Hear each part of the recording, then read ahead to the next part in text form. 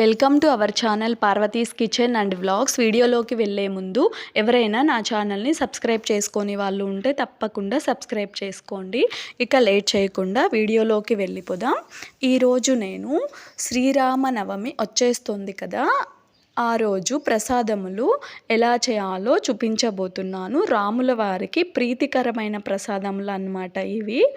అవి ఏంటంటే వడపప్పు, పానకం, అలాగే చలివిడి అన్నమాట. చలిమిడి ఉంటుంది కదా, ఇవి 3 రాముల వారికి చాలా ప్రీతికరమైన ప్రసాదములు.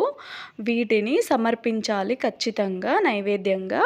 తర్వాత ఇవి పెట్టిన తర్వాత మిగతావి మీకు ఏ ప్రసాదములు నచ్చితే అవి మీకు నచ్చినవి నైవేద్యంగా పెట్టేసుకోవచ్చు. ఇవి మాత్రం కంపల్సరీ పెట్టాలి.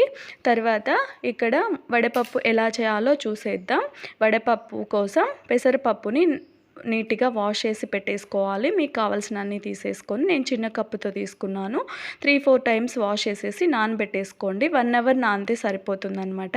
1 గంట నానితే సరిపోతుంది. తర్వాత ఇలా స్టైనర్లోకి వేసేసుకుంటే అందులో వాటర్ మొత్తం బాగా వెళ్ళిపోతాయి కదా. ఇలా లేదు అంటే పక్కకు తీసేసుకోండి వాటర్లో నుంచి, అలా అయినా సరిపోతుంది. ఇలా స్టైనర్లో వేసేసుకొని కప్పులోకి తీసేసుకోవడమే, అంతే. చాలా ఈజీ కదా, అందరికీ తెలిసిందే కదా.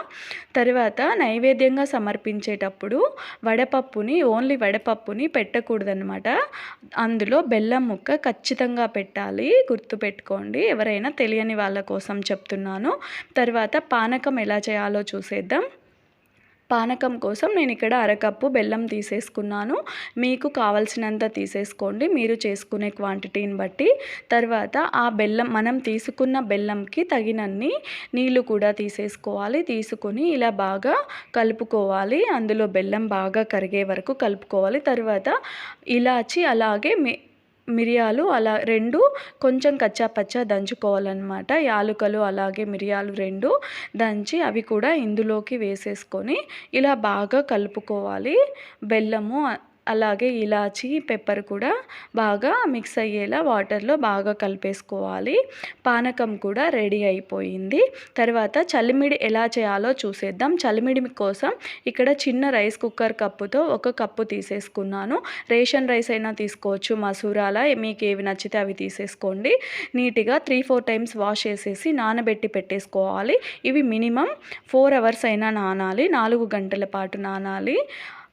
ఇక్కడ చూడండి, ఇవి నానిన తర్వాత ఒక స్టెయినర్లోకి తీసేసుకోండి.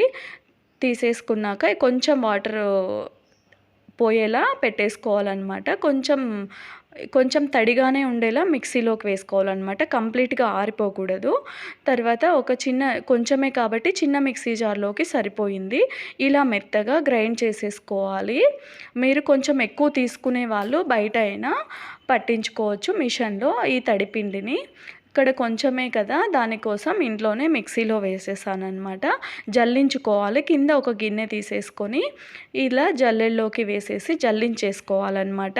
మీకు పండుగ రోజు నానడం అంత టైం ఉండదు కదా. మార్నింగ్ లేచిన తర్వాత ముందు రోజు నైటే స్నానం చేసేసి నానబెట్టి పెట్టేసుకోండి. మార్నింగ్ లేచిన తర్వాత ఇలా పిండి గ్రైండ్ చేసేసుకొని జల్లించుకొని ఇలా మిగతా ప్రాసెస్ చేసేసుకోవచ్చు.